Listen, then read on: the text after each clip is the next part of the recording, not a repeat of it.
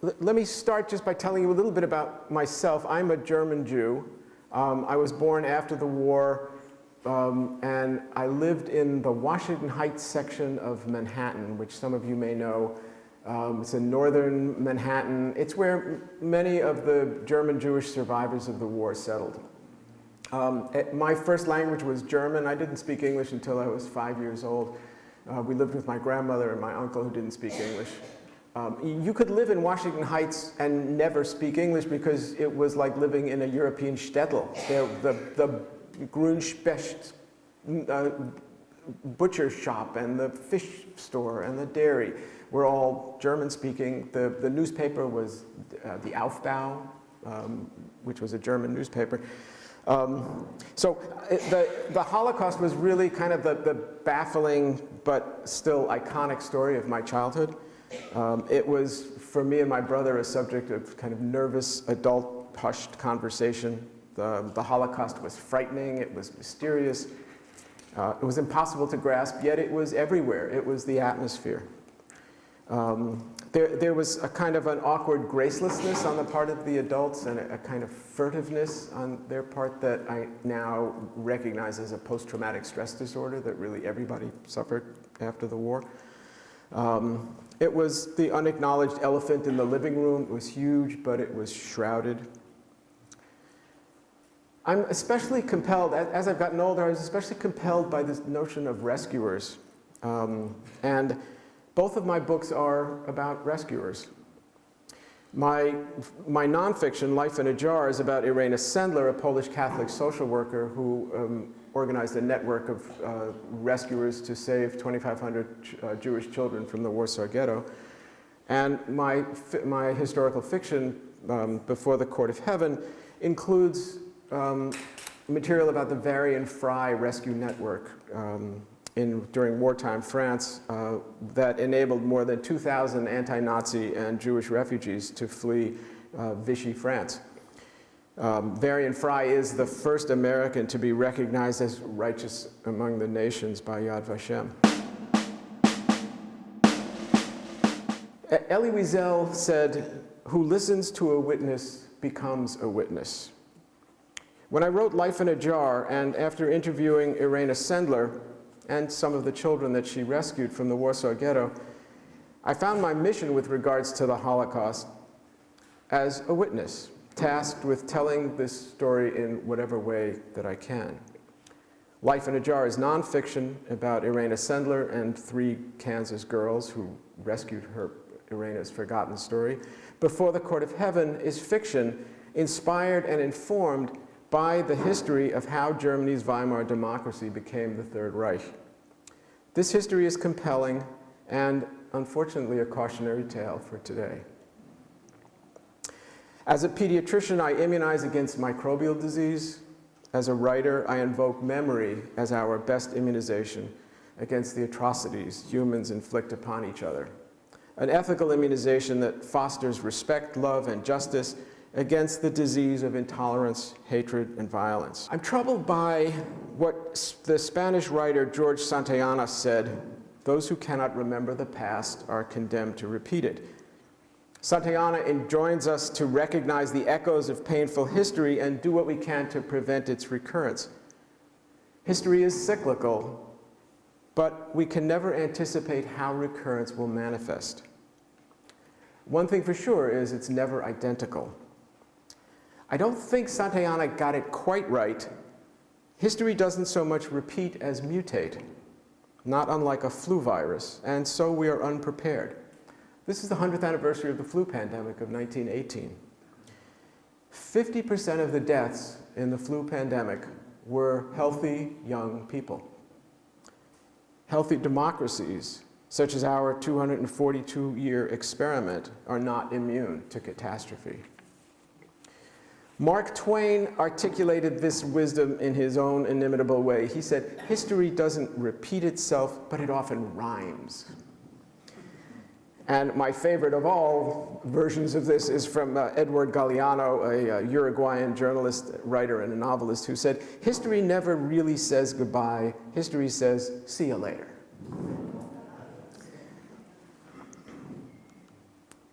So I gave these handouts so you can kind of follow along and also just sort of take this with you at the end and think about it some more. But this is from a piece in the New York Times about a year and a half ago, 2 years ago, by Jochen Bittner, who is a journalist and a New York Times columnist. And it was called The West's Weimar Moment.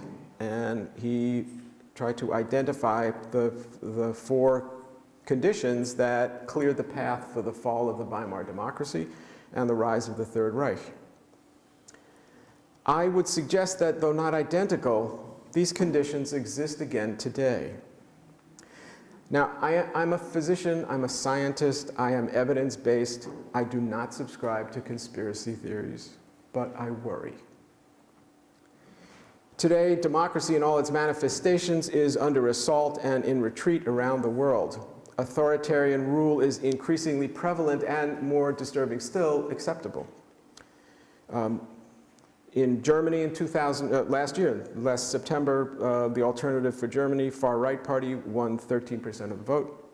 France, we have Marine Le Pen and the National Front. England, the UK Independence Party, which is now the third biggest party in UK politics. In Hungary, the Fidesz party of Viktor Orban. Austria, the far-right Freedom Party. Greece, the neo-Nazi Golden Dawn Party. Italy's far-right League, which now rules the country.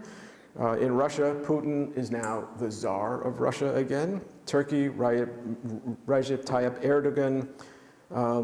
In China, President Xi Jinping is now probably more an emperor. And most disturbing of all to me, in Poland, the Law and Justice Party, which has been now demonizing the press and threatening the judiciary and undermining liberal democracy. It's our unfortunate nature to project evil onto others as if we're somehow not capable of doing that ourselves. And I think in considering the history of Nazi Germany and the history of Weimar Germany, we do so at our peril. There was nothing unique or special about the Germans. The Third Reich rose to power as a malignancy within Germany's Weimar democracy that followed World War I. Germany was an enlightened society. They're the nation that brought us Bach, Beethoven, Brahms, Bertolt Brecht, Goethe, Schiller, Thomas Mann, but they also brought us Hitler and the Nazis. A plurality of Germans, 44%, voted for the Nazi Party, and Hitler became chancellor in 1933 through legal parliamentary process. The Weimar democracy lasted for 14 years. Hitler was the last chancellor of the Weimar Republic. There had been 13 chancellors and 21 administrations during that unstable time of Weimar democracy. My mother, who grew up in Mainz in Germany, was 16 years old when Hitler came to power in 1933. And she remembers people saying, "Oh, the Nazis, just another government. They won't last 6 months, nothing to be concerned about." One of the decisions that I had to make in writing a historical fiction as opposed to nonfiction is what's the point of view of my character? Okay, my protagonist, Ernst Teschow, is a fascist assassin. He's a young Nazi. I decided to use a fixed point of view so that everything that happens in Before the Court of Heaven, we are seeing through the eyes of this young man, Ernst Teschow.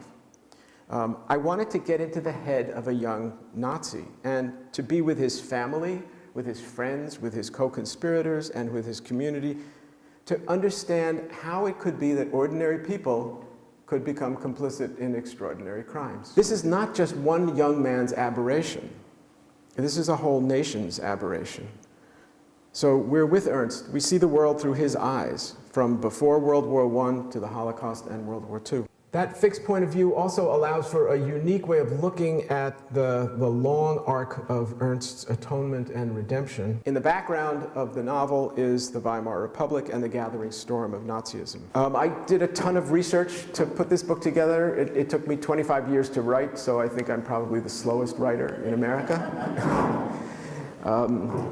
But I have scholars of both history and of the Holocaust have at Middlebury College and University of Vermont Center for Holocaust Studies have vetted the historical accuracy of the book. So this history is both compelling and complex. I can only share a slice of it, puzzle pieces that will allow you to more fully appreciate both the hope and the tragedy of Germany's Weimar democracy. The echoes of this history that we hear today have to be understood through the filter of history. We'll see how Hitler works his will legally. He takes advantage of Weimar's vulnerabilities. He articulates ordinary Germans' fears, their rage at being defeated in World War I, their humiliation by the Versailles Treaty. They have been left behind. They've been betrayed by a ruined economy, a degenerate culture, by women making free choices, by communists, by Jews, Slavs, Romani, immigrants. Hitler gives voice to their fear and contempt of the other. He gives credibility to eugenic theories that reinforce biases of Aryan superiority.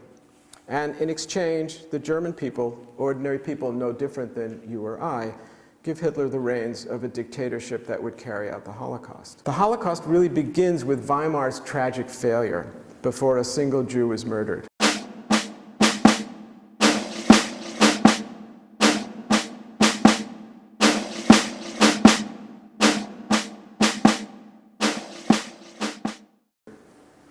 This was the time to act, to resist.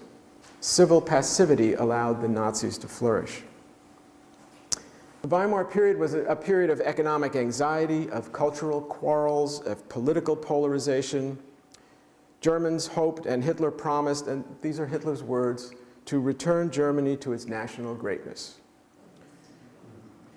Ordinary citizens responded to the appeal of demagogues who used fear, populism, xenophobia, nationalism, bigotry, and scapegoating, and promised that a law and order authoritarian ideology would save Germany from its decline at the hands of the other.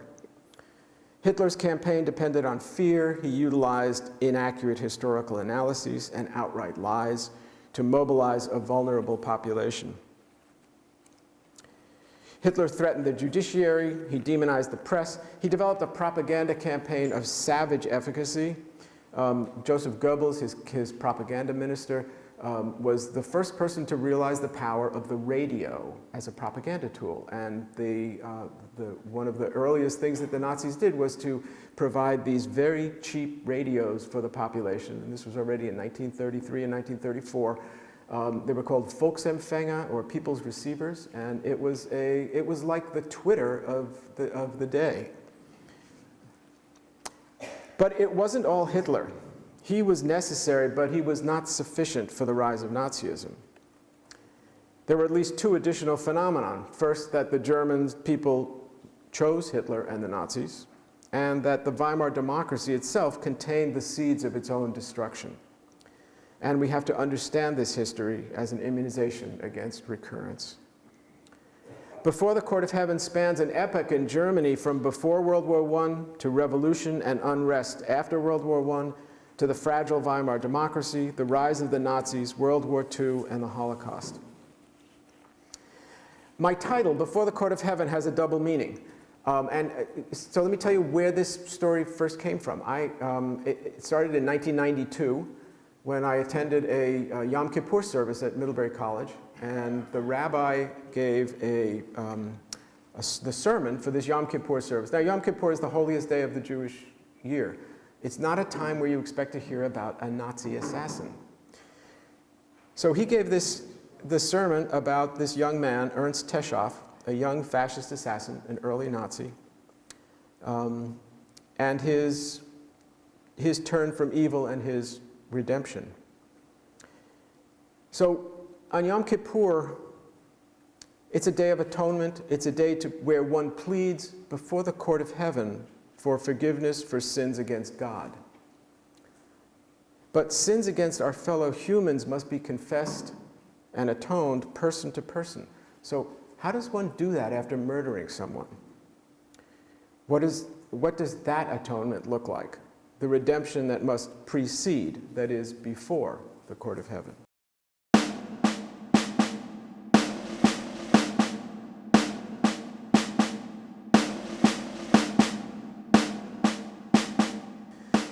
Historians generally, this is a cartoon from an Austrian postcard in 1919, and it sort of illustrates the stab in the back myth. Historians generally agree that Hitler's murderous anti-Semitism emerged, at least in part, as a product of this paranoid explanation for Germany's defeat in World War I, which was that the German army didn't lose the war, it was betrayed by civilians on the home front, the so-called November criminals. November because that's when the armistice was signed. The so-called backstabbers, the treasonous betrayers, are intellectuals, they're politicians, degenerate artists, socialists, communists, Jews. The stab in the back myth, an alternative fact, inspires populist anger, and it's encouraged by the right-wing establishment. So who's the right-wing establishment?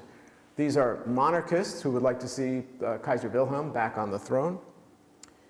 They're the conservative elites and wealthy power brokers, financiers and bankers, military officers, largest state owners, the so-called Junker class in Germany, and those who run large industries, coal, steel, construction. In hindsight, the Versailles Treaty was really the fertilizer for the rise of the Nazis and the Third Reich. The fledgling Weimar democracy struggles with political fragmentation and gridlock among extremes on the left and the right. Here's the man that Ernst Teschow helped to murder on June 24th, 1922, Foreign Minister Walter Rathenau. He's the highest-ranking Jew in the Weimar Republic and the target of right-wing anti-Semitic fury. 1922 is already 4 years after the end of World War I, and Germany is a constitutional democracy. Rathenau is an industrialist, he's a philosopher, a writer, a politician, a statesman. He's an assimilated German Jew who describes himself as German first and Jewish last. These are difficult economic times for Germany. There's hyperinflation, there's unemployment, there's anger at the Versailles Treaty and its crushing reparations. The stab in the back myth is the rallying cry of the right wing. Also of importance is how anti-Semitism has changed from before World War I to after World War I. So for more than 1,000 years, anti-Semitism, particularly in Germany, had been religious. A 19th century German might say, we hate the Jews because of their religion. Judaism is an affront to Christianity.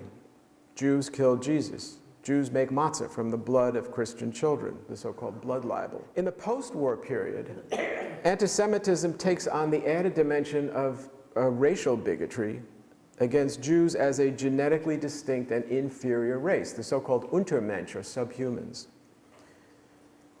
So a German after World War I might explain, I hate the Jews because they are genetically inferior. Jews will interbreed and degrade the pure German race. This racism is reinforced by eugenic science, and much of this eugenic science comes from American scientists. The eugenics movement's influence had increased in response to the flood of immigrants coming to the US at the turn of the 20th century. There's a new book out maybe a year ago that's called Hitler's American Model, the US and the Making of Nazi Race Laws. It's by Yale law professor James Whitman, and he posits that Hitler and the Nazis were inspired by US Jim Crow era laws, segregation, miscegenation laws, lynching, and white supremacy, and that for Hitler, the US was in many ways a model for Nazi racial laws. 2 months before Rathenau is assassinated, he does the unthinkable, and this is what led to his assassination. He negotiated a treaty, the Treaty of Rapallo, with Russia that normalized relations with Germany. Right-wing politicians and the right-wing press condemned this treaty, which they viewed as treason. It was a compromise with Russian communist revolutionaries. Their anger and bitterness motivated the fascist assassins who were associated with a secretive murderous organization called Organization Consul, sometimes referred to as the Black Reichswehr. And my protagonist, Ernst Teschow, is one of these assassins.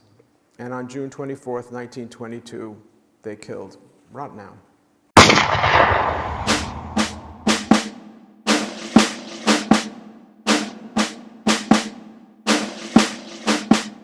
Crowds mourned Rathenau's death. He was a beloved statesman. Flags are at half-mast. Workers stage mass demonstrations in mourning and protest. A special court is created because this Rathenau's assassination was after a period of about 3 years during which 350 political assassinations were carried out by this underground organization, Consul. And they formed this special court. This is a photograph of the court hearing. This is Ernst Teschoff, my protagonist. He's defendant number 2. His brother is defendant number 6. Can't quite see him. That's Hans-Gerd Teschoff, his younger brother, who was also implicated in the co-conspiracy.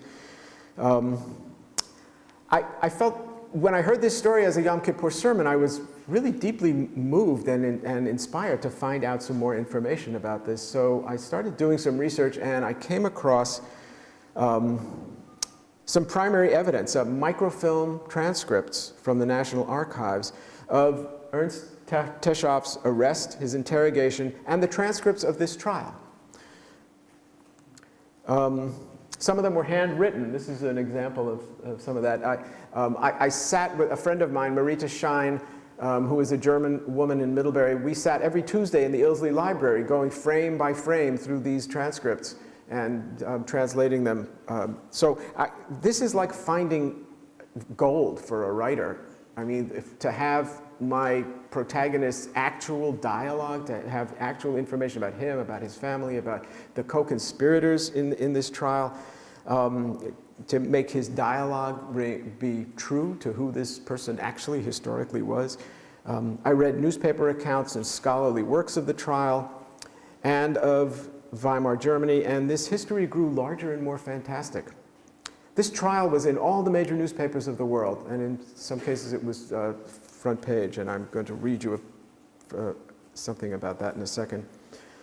It was actually the trial of 13 mostly young fascists and violent nationalists, the early Nazis, whose mission was to destroy the fledgling Weimar democracy.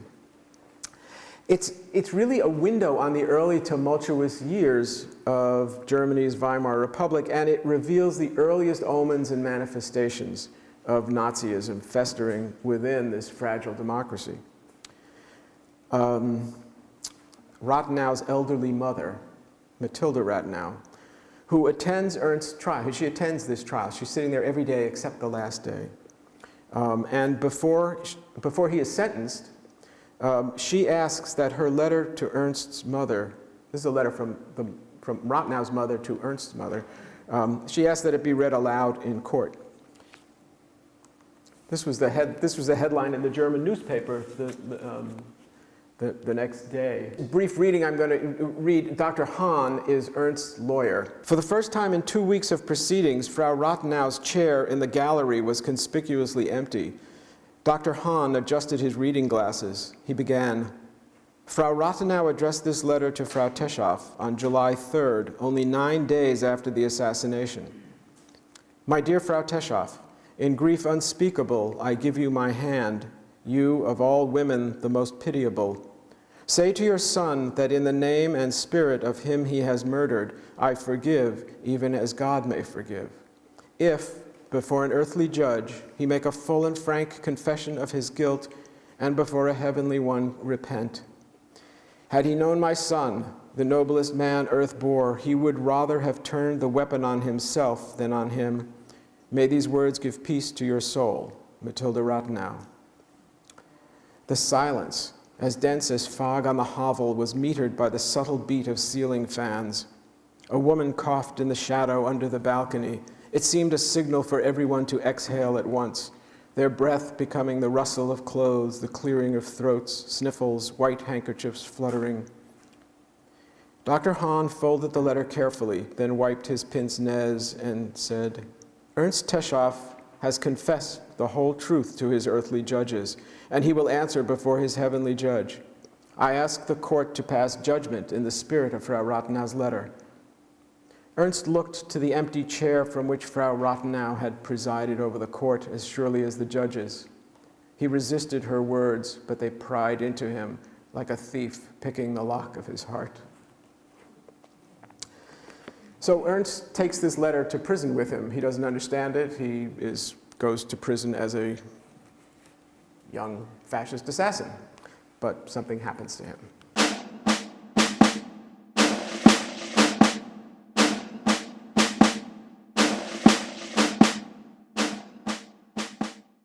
I want to go back a little further in history because to before World War I, because people are not born murderers, they're not born Nazis, they are taught. And so I want to consider briefly the indoctrination of young people in Germany at the end of the 19th and early 20th century. My main characters, Ernst, Lisa, and Fritz, spend their summers as Wandervogel. That's German for wandering birds. This was a popular German youth movement that dated back to the 19th century. Blood and soil, Blut und Boden. It's a Nazi slogan, ominously resurrected in Charlottesville, Virginia last year. And it expresses the 19th century German idealization of a racially defined national body, the blood, united with a settlement area, the soil of the fatherland. Rural and farm life, German Nordic peasantry are idealized as a counterweight to the nomadism of urban Jewish immigrants. This is specifically racist, it's specifically anti-Semitic. The concept of Lebensraum, of living room, the belief that the German people needed to reclaim historically German areas in Poland, in Ukraine, that this was their historic right. The ethos of these youth movements that incorporated this philosophy was to get back to nature, to freedom, to shake off the restrictions of society, and to celebrate Germany's heroic Teutonic roots. These groups there was a whole spectrum of these youth groups that ranged anywhere from Jewish liberal hippie-like groups to militaristic, nationalistic, and anti-Semitic. Ernst Teschow belongs to the latter. What began as an innocent German youth movement, the Wandervogel, became the Hitler Youth.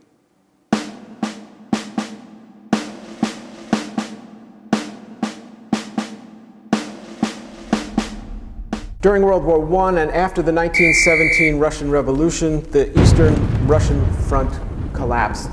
The Russians pulled out of the war. And this was a gift to the Germans. They were able to redouble their effort on the Western Front, and there was a spring offensive that started in March of 1918.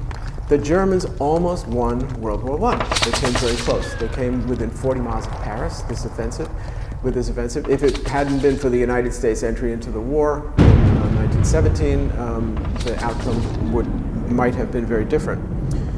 By the summer of 1918, the outcome of the war really teetered in the balance, and the Allies beat back the offensive, or started beating back the offensive, and by October of 1918, Germany is on the verge of defeat. So on October 28th, 1918, the German High Command, in a desperate final effort, orders the formidable German fleet to attack the blockading British Navy.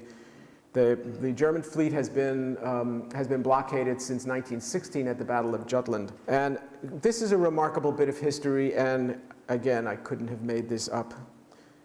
At this point, Germany is still a monarchy under Kaiser Wilhelm. Ernst Teschow is a politically naive 17-year-old cadet naval officer. He is on the battle cruiser Helgoland, which is one of these. This is a battle cruiser. I don't know if this is the Helgoland or not, but that's one of them, at the blockaded Kiel naval base.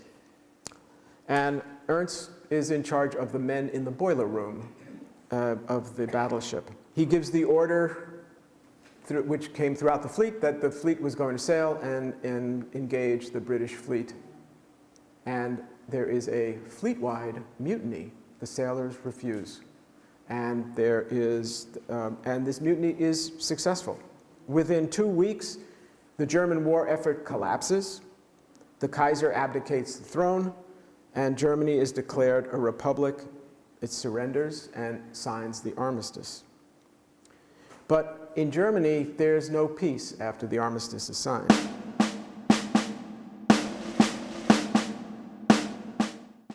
This guy is the Social Democratic minister and deputy leader, Philip Scheidemann.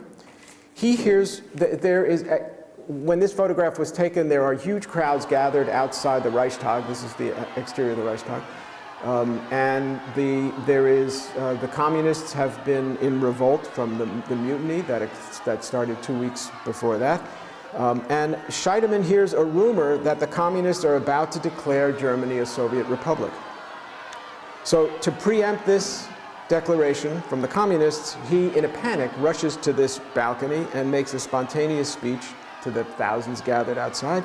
And he closes with these words: "The old and rotten, the monarchy has collapsed, the new may live, long live the German Republic." He returns to the Reichstag to finish his lunch, and there he meets Chancellor Ebert, who is apoplectic with rage at him.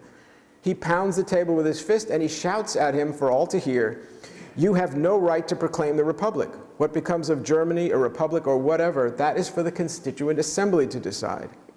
But it's too late.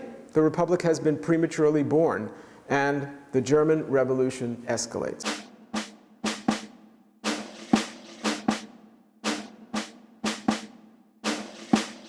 Ernst's older brother, Leo, becomes a socialist and joins the mutineers.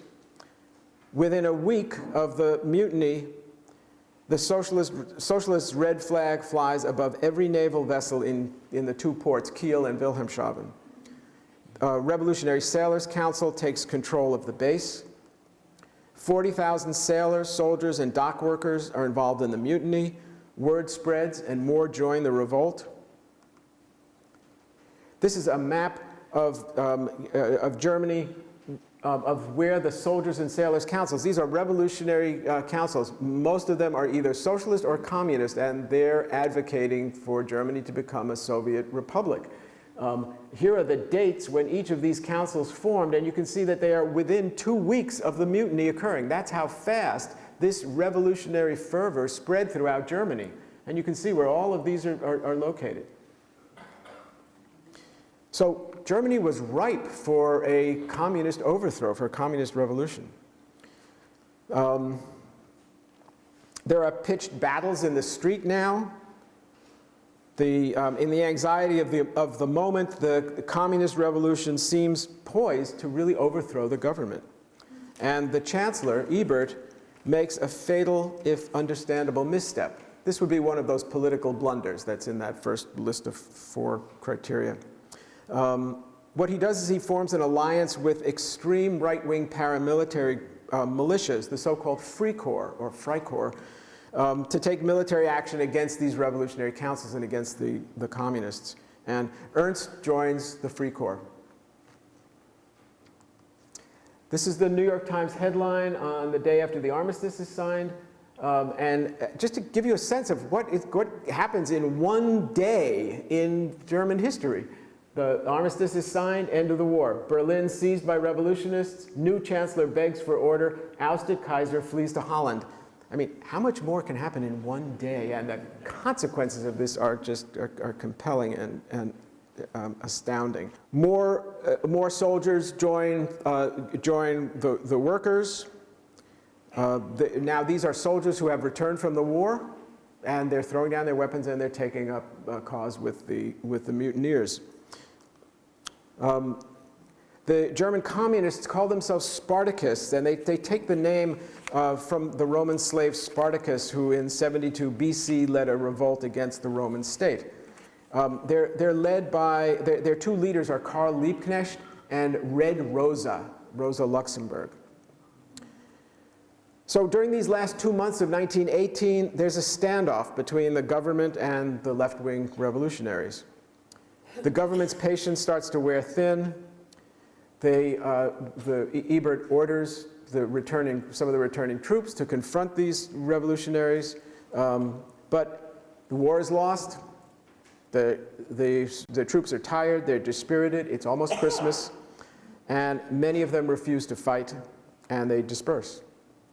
To take their place, Chancellor Ebert unleashes the Freikorps throughout Germany. 50,000 members of this Freikorps army, this army for hire of right-wing, they call themselves freebooters. And some of these are veterans of the Great War. Others, like my protagonist Ernst, are too young to have fought but eager to defend Germany against the communists and the Jews. A photograph of a Free Corps unit in Berlin. A photograph of fighting in Berlin between the Free Corps and the Spartakists. 2 days before Christmas in 1918, some of the mutinous sailors stormed the German government offices, the Chancellery and the Royal Palace. They seized 3 ministers as hostages. Communist rallies filled the streets. There's more violence. Ernst is in the Free Corps unit that Ernst is part of is the Marine Brigade Ehrhardt, which is the most violent and feared Free Corps in Germany. His unit is about to storm the royal stables, which have been seized by the revolutionaries. Ernst doesn't know if his older brother Leo is inside the stables that he's about to attack. And this is the first time that Ernst has ever been in a combat situation. There's an initial artillery assault by the Free Corps, and then a brief truce is called, and then something remarkable happens. A crowd of left-wing demonstrators, mostly women and children, infiltrate the Army and Free Corps ranks and begin to convince Army soldiers, the Wehrmacht, to throw down their weapons. No one has the stomach to shoot civilians, and the attack is called off. The freebooters retreat, they're humiliated by the demonstrators, and they vow their revenge. The new year, 1919, brings another wave of street fighting. And once again, the left-wing revolutionary Spartakists threaten the defeated and vulnerable German Republic. Their goal, again, to create a Soviet revolutionary state in the image of Soviet Russia.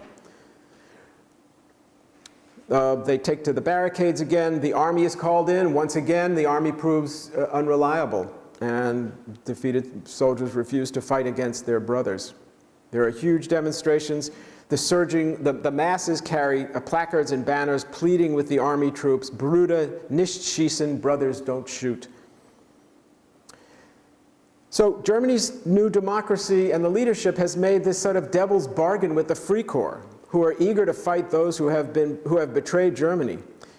These Free Corps soldiers, these freebooters, they will become the Nazi stormtroopers and the leaders of the Nazi Party. There are pitched street battles between Free Corps soldiers and Spartakists, revolutionaries, and at this period of time has come to the 1 week of this time where the most violent struggles were occurring, fights were occurring, is called Spartacus Week.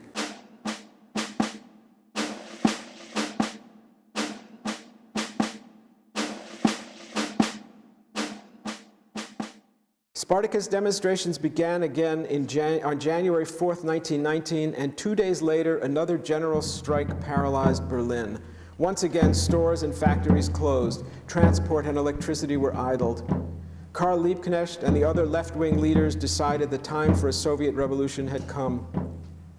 Hundreds of thousands of Berliners surged through the streets, occupying railroad stations and newspapers, and a unit of riflemen wearing baggy pants and half-buttoned coats seized the biggest prize of all, the Brandenburg Gate.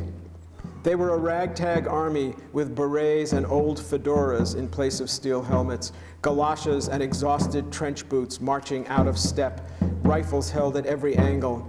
Artisans and factory girls marched side by side, waving red flags, chanting slogans and trading insults with the Social Democrats who marched the other way on Wilhelmstrasse. Spartacus Week had begun, and the Free Corps would be tested. So Chancellor Ebert then orders the Free Corps to respond to attack, and Ernst's unit assaults one of the newspaper buildings where the Free Corps hold up, the Vorwärts newspaper building. And the Free Corps is ruthless in their execution of this, and they execute everybody who was in the building, and even after they had surrendered. The January fighting claims more than 1,000 lives in Berlin. The leaders of the uprising, Karl Liebknecht and Red Rosa, are arrested and summarily executed by Free Corps officers. Ernst is a witness to Red Rosa's execution. This is Captain Hermann Ehrhardt. He's the head of Ernst's Free Corps unit. He's the most feared and respected Free Corps commander. After the Free Corps is demobilized, as was required by the terms of the Versailles Treaty, he forms this secret murderous organization, Consul, for which Ernst becomes a driver and an accessory to murder. The unholy alliance of the Weimar politicians and the Free Corps succeeds in suppressing the leftist uprising. They put down this revolution throughout Germany, and the country is mostly pacified by August of 1919, when Germany's new constitution is ratified in the city of Weimar. The reason it's called the Weimar Republic is that Weimar was one of the only cities that the government could control against the communist uprising. So it was secured by Free Corps units. And so it was just really an accident of safety to be able to have this constitution written and adopted in Weimar. This is Article 48 of the Weimar Constitution, and it is the poison pill. It is that unique susceptibility within this democracy that allowed for authoritarian rule in an emergency. According to the Constitution, the Chancellor is the head of state who runs the government, but in an emergency, the President has emergency powers from Article 48, under which he becomes the commander-in-chief of the armed forces. As head of the military, the President can bypass the Parliament and rule by decree. This power is misused often between 1930 and 1933, before the rise of Hitler, when the Reichstag is so polarized, so gridlocked, that it cannot govern. So the Versailles Treaty comes into effect in 1920. It limits Germany's army to 100,000 men, and the Free Corps is officially disbanded. Aside from these treaty organizations, the leadership of the Weimar Republic now realizes that the Free Corps could threaten them just as much as the communists could threaten them from the left. So they disbanded it, but it goes underground as this organization, Consul. And many of the Free Corps fighters, the freebooters, these 50,000 freebooters, bury their weapons for use in the future. And they begin this reign of terror between 1919 and 1922. More than 350 people are assassinated for political reasons. But where's Hitler in all this? So after Hitler's service in World War I, he returned to Munich and remained in the army. In July of 1919, he was an intelligence officer, and he was assigned to infiltrate this new German party called the German Workers' Party. And while he was monitoring the activities of the party, he found himself attracted to the message that was being given by the leader, Anton Drexler. It was nationalistic, it was anti-Semitic, it was anti-capitalist, anti-Marxist. Drexler invited him to join the party, and Hitler accepted. He is member number 55 of the German Workers' Party. So this is a small party. In February of 1920, this small German Workers' Party becomes the National Socialist German Workers' Party, the Nazi Party. And Hitler begins working full-time now. He's discharged from the army and is in the headquarters of this party is in Munich. And Munich is sort of the hotbed of anti-government German nationalists who are determined to crush Marxism and undermine the Weimar Republic. Hyperinflation begins in 1921. June 1921 is when Germany had to start paying reparations, crushing reparations to the Allies. And it resulted very quickly in a hyperinflation, which was actually a boon to the newly born Nazi Party. To give you a sense of the dimension of this hyperinflation, in 1914, 4.2 marks bought $1 US. In 1923, at the height of the inflation, 4.2 trillion marks bought $1 US. So here, these are children playing with worthless marks. This guy has a wheelbarrow full of marks. That's enough to buy a loaf of bread. So it's a difficult time for Germany. There's unemployment, and this is the time period when Rathenau is assassinated. So it's a time of unemployment. There's anger at the Versailles Treaty. The economy is tanking. The mark is worthless. And it's during this period of time that Hitler becomes the absolute leader of the Nazi Party, becomes the party chairman. She starts giving beer hall speeches that are now starting to attract regular audiences. He especially appeals to rural Protestant Germans. Now, if you remember, just keep in mind that Berlin, which was a very unique city, had a population of 4 million. But Germany had a population of 62.5 million. At least 1/3 of that population were rural Protestant Germans who were the target and for Hitler's philosophy. He began speaking at larger halls to thousands. He became adept at using these populist themes, including the use of scapegoats who he blamed for Germany's economic hardships. He carried on particularly about one document called the Protocol of the Elders of Zion, which was a fabricated anti-Semitic text that supposedly described a Jewish conspiracy for global domination. It was first published in Russia in 1903, and it became a critical influence on Hitler's thinking, and many right-wing people took this as gospel truth. The distribution of this protocol was financed by the Nazi Party, and in the United States, Henry Ford printed 500,000 copies of this and circulated it in the United States. If you do a Google search, Protocol of the Elders of Zion, you will find that it has now resurfaced. And many of the alt-right groups are, again, bringing this forged document as a reason for why they do what they do. On the 5th anniversary of the armistice, November 9th, 1923, Hitler attempts a coup in Munich. This is the so-called beer hall putsch. Putsch is the word for coup in German. So along with 2,000 Nazis, they took control of parts of Munich. They arrested the president of Bavaria, the chief of police, forced them to endorse the Nazi objective, which was the overthrow of the Weimar Republic. The army and the police are called, and they put down Hitler's rebellion, and there's a confrontation during which 16 Nazis and 4 policemen are killed.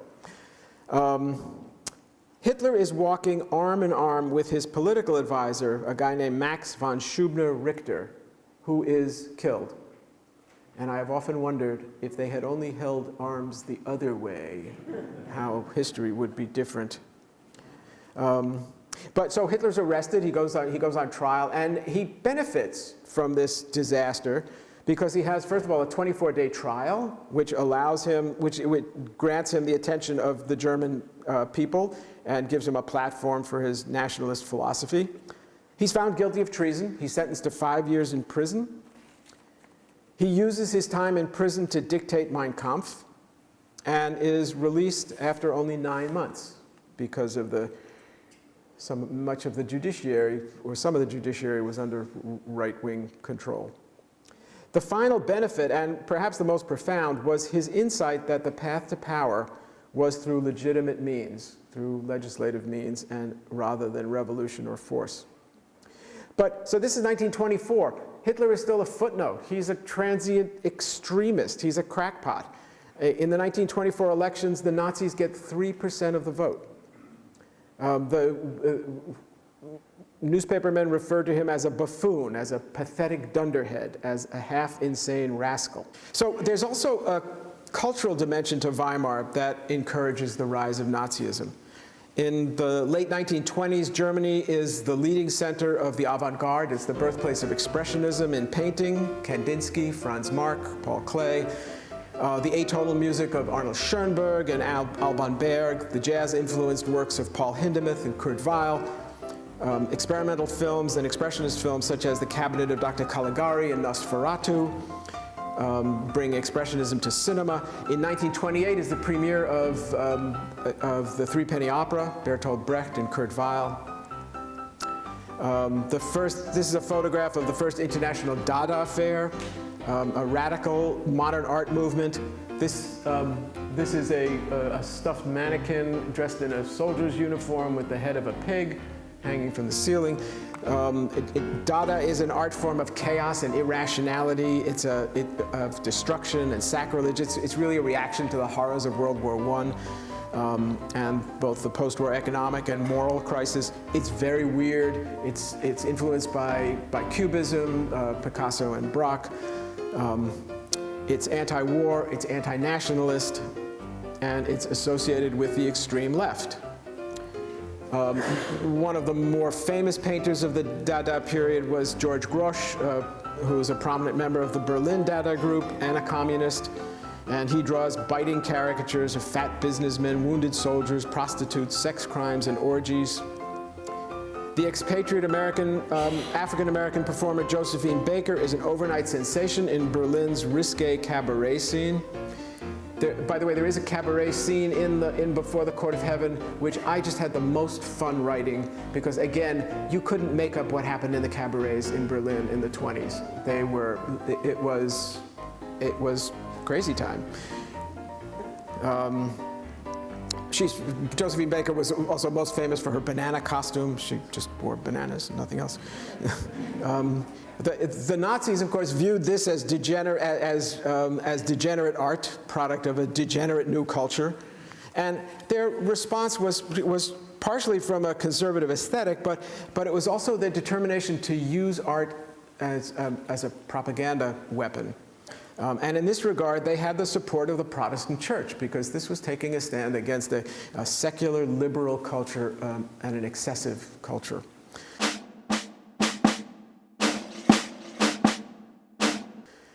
So 1924 to 29 are the golden 20s in Germany. The currency has stabilized, the hyperinflation is over, and the German economy thrives. This is not a good environment for Hitler's Nazis. Between the elections of 1924 and 1928, the minuscule Nazi share of the vote declines from 3% to 2.6% of the vote. Hitler is still a footnote. The weight that finally breaks Weimar's back is the 1929 stock market crash and the resulting Great Depression. And Germany suffers more than most any other country in Europe from the financial consequences. Hitler and the Nazis prepare to take advantage of the emergency to gain support. They promised to repudiate the Versailles Treaty, to rescue the economy, to provide jobs, keep immigrants out, to reclaim lost territory in Europe and their colonies in Africa, to purify German culture. Again, Hitler's doing this all legally. He's doing this as an election campaign. The Nazis finish second. In this election, they get 18.3% of the vote, and they're now the second largest party in the Reichstag. The next election is 18 months later, in April of 1932, in the depths of the Depression. 40% of Germans are unemployed. Hitler has now support of industrialists. He runs for president and finishes second with 37% of the vote. So he has doubled his vote in less than 2 years, and now he's a force to be reckoned with. 6 months later, in the November 1932 German federal elections, Hitler and the Nazi Party take more than 1/3 of the seats in the Reichstag. There's a crisis in government. No party is able to form a stable government. And finally, the chancellor at the time, Kurt von Schleicher, with the support of the president, von Hindenburg. Von Hindenburg was a hero from World War I. He was a doddering old fool and would do anything that anyone told him to do. But they agreed to form a government with Hitler as chancellor. It would later come out that these men considered Hitler to be a buffoon. They thought that they could control and manipulate him, that he would be a tool to further their own ends. So in January of 1933, Hitler is appointed chancellor, legally.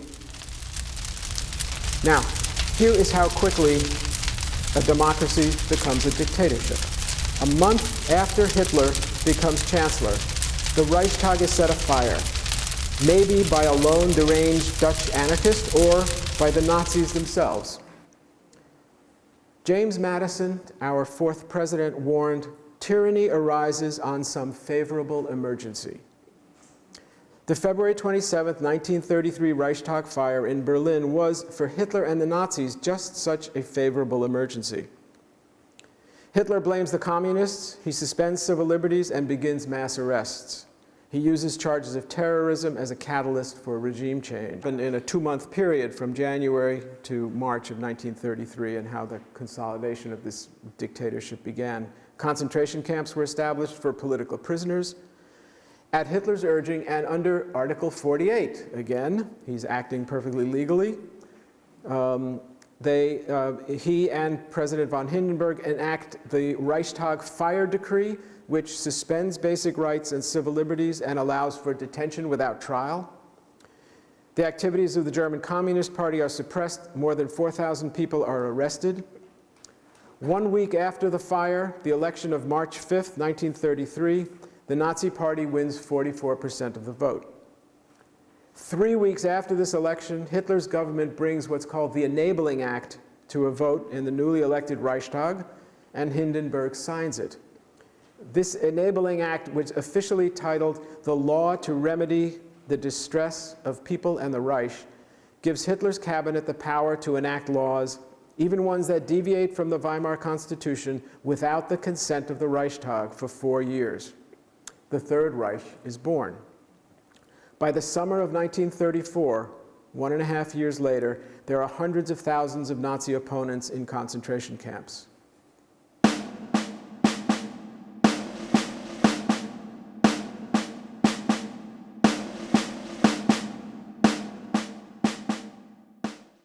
Ernst, my character, is released from prison in 1930, and though he's conflicted about the Nazis, he works for Goebbels' newspaper. He is a witness to the rise of the Nazis, and his family struggles and accommodates to the fascist takeover in Germany. Abraham Joshua Heschel, who is a champion of human rights, a friend of Martin Luther King Jr., said of the Holocaust, "Some are guilty, all are responsible." So how do we manifest our deeper sense of responsibility? Responsibility for every silence, every deferred response? We are all, to some extent, bystanders. Never again is really too facile a response if it's only words. There's a German word, Mitläufer, which I think is more to the point. Mitläufer is fellow traveler, and it refers to those who make accommodations with evil. When I read Holocaust literature, the question, the speculation that becomes my emotional atmosphere is, what would I have done? We hear an echo of Weimar today in our political discourse. No one of us can reverse this disturbing reverberation, but each one of us can do something, no matter how small, to promote decency, tolerance, and respect for all people, to be the civil opposition when tyranny once again raises its ugly head. George Santayana warned us to remember history or repeat it. Some choose to willfully forget or ignore history. Before the court of heaven is one small effort to keep that dark history alive as a cautionary tale for today. It has been said that Nazism and the Holocaust might have been unstoppable, but it should have been unbearable. Where was the hue and cry from public and religious institutions, from citizens, that this was fundamentally wrong and unacceptable? We are confronted by genocide with sickening regularity. Darfur, the Congo, Bosnia, Cambodia, Sudan, Rwanda, Syria, Yemen, Myanmar, the list goes on. Perhaps the best we can hope for is to be active bystanders, upstanders, recognizing our responsibilities, forgiving ourselves for our failures, but indomitably pursuing social justice and righteousness when we can. I urge you to do whatever it is you can, no matter how small, to repair the world, to challenge hatred, intolerance, neglect, aggression, bullying, to advocate for decency. 2,000 years ago, a Hebrew sage, Rabbi Tarfon, said, "It is not for us to finish the task, but neither are we free to desist from it." It is our charge to answer, "What would I have done?" with, "Here's what I will do." To affirm justice, decency, respect for all people, tolerance, and compassion as the expected norms of community. Because not to do so would invite the repetition of painful history. Because not to do so will be unbearable. Thank you very much for your kind attention.